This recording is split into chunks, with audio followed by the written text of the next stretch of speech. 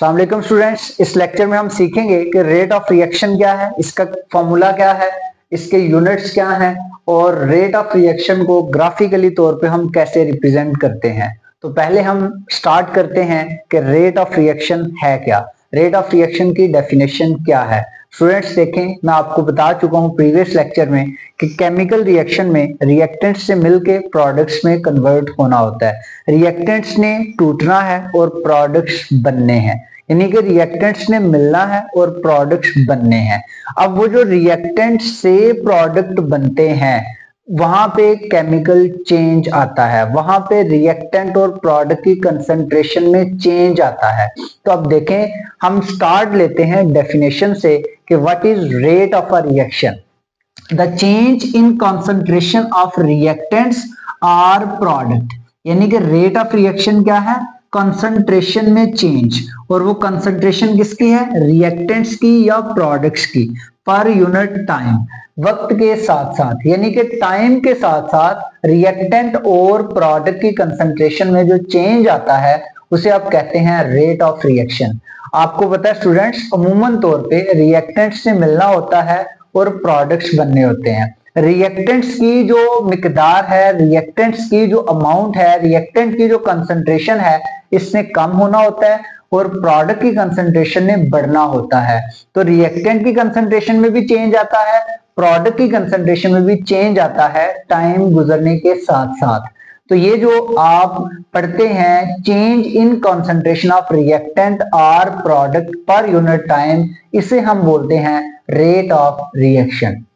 Students, rate of reaction का formula क्या है? रेट ऑफ रिएक्शन का फॉर्मूला वही है जो इसकी डेफिनेशन है, change in concentration of the substance. Substance mean reactant और प्रोडक्ट, यानी कि किसी भी सब्सटेंस की कंसंट्रेशन में आने वाला change divided by time taken for the change, यानी कि उस चेंज के आने में कितना टाइम लगा है उस पर आप इसे डिवाइड कर देंगे तो इसका फॉर्मूला बन जाएगा।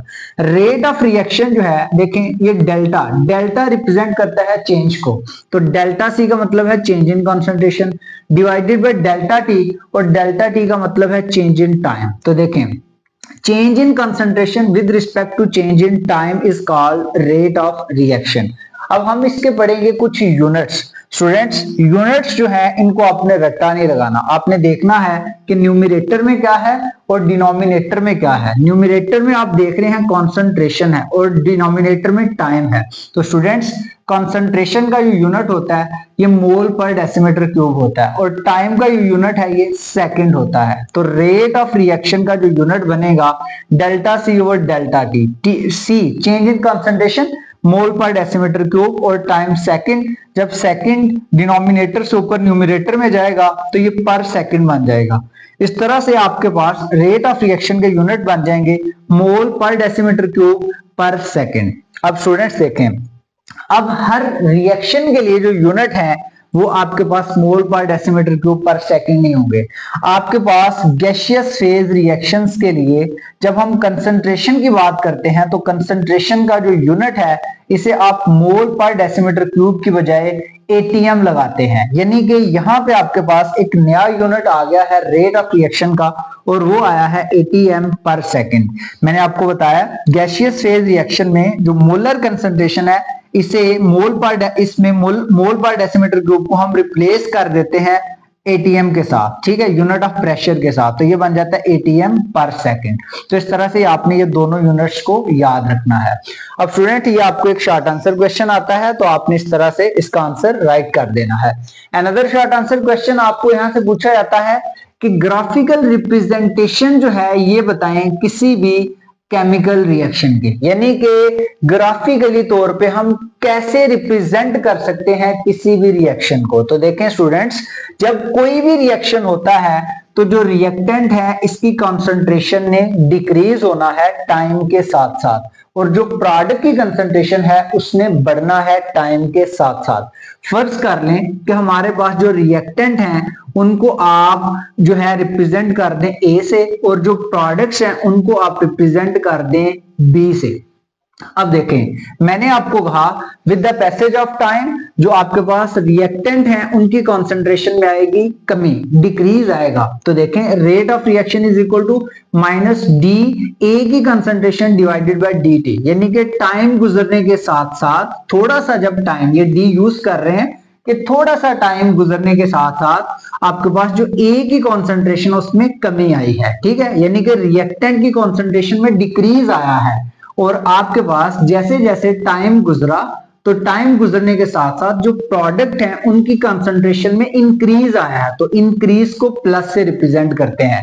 तो रेट ऑफ रिएक्शन को फिर एक नए वे से भी आप डिफाइन कर सकते हैं। वो वे क्या है?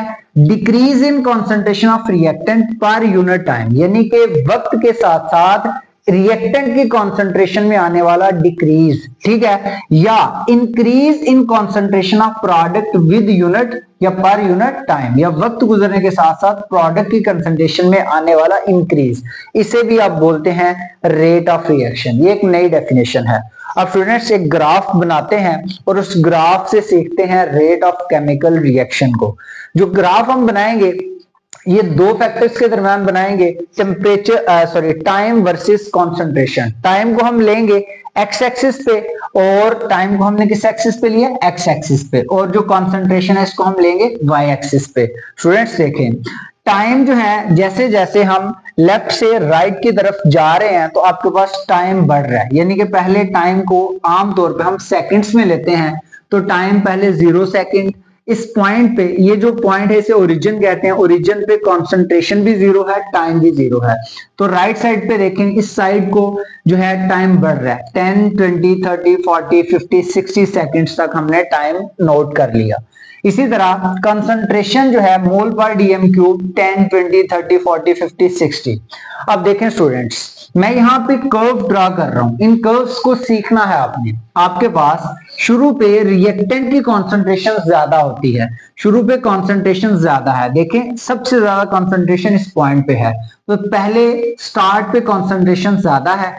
तो जैसे ही थोड़ा सा वक्त गुजरा तो जो कॉन्सेंट्रेशन है रिएक्टेंट की वो डिक्रीज हुई। ये जो आपके पास फॉलिंग कर्व है ये रिप्रेजेंट कर रही है कि आपके पास रिएक्टेंट की कॉन्सेंट्रेशन में डिक्रीज आ रहा है, ठीक है। तो ये जो आपके पास फॉलिंग कर्व है इट इज फॉर रिएक्टेंट, और रिएक्टेंट को आपने ए से रिप्रेजेंट किया था, इसलिए मैंने ए मॉलिक्यूल यहाँ पे लिख लिया। इसका मतलब ये हुआ, ग्राफ भी हमें ये बता रहा है कि वक्त गुजरने के साथ साथ, देखिए यहाँ पे टाइम कम था तो आपके पास कॉन्सेंट्रेशन ज्यादा थी, 10 सेकंड हुआ कंसंट्रेशन पहले से कम हो गई, ठीक है। और इधर 20 कंसंट्रेशन फर्दर कम हो गई, 30 कंसंट्रेशन फर्दर कम हो गई, 50 कंसंट्रेशन फर्दर कम हो गई। मतलब जैसे जैसे टाइम गुजरा तो आपके पास कंसंट्रेशन में डिक्रीज आया, रिएक्टेंट की कंसंट्रेशन में डिक्रीज आया, और जैसे जैसे वक्त गुजरा तो रिएक्टेंट की कंसंट्रेशन में तो डिक्रीज आ रहा है, but at the same time product की कंसंट्रेशन में इंक्रीज आ रहा है। तो ये जो आपके पास कर्व बन रही है इस कर्व को बोलते हैं राइजिंग कर्व। तो आपके पास जो प्रोडक्ट की कर्व होती है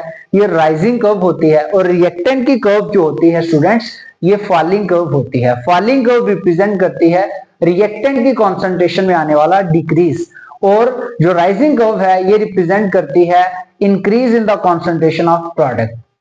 एक वक्त ऐसा आता है कि जब रिएक्टेंट और प्रोडक्ट मुकम्मल तौर पे रिएक्टेंट प्रोडक्ट में चेंज होते हैं, एक मोमेंट के लिए यहाँ पे इक्विलिब्रियम एस्टेब्लिश होता है। फर्दर ऑन हम इंस्टेंटेनियस रेट और एवरेज रेट जो है इसको डिफाइन करेंगे, क्योंकि ये भी अहम शॉर्ट आंसर क्वेश्चन है। आज की इस वीडियो के लिए दैट्स एनफ। Allah Hafiz.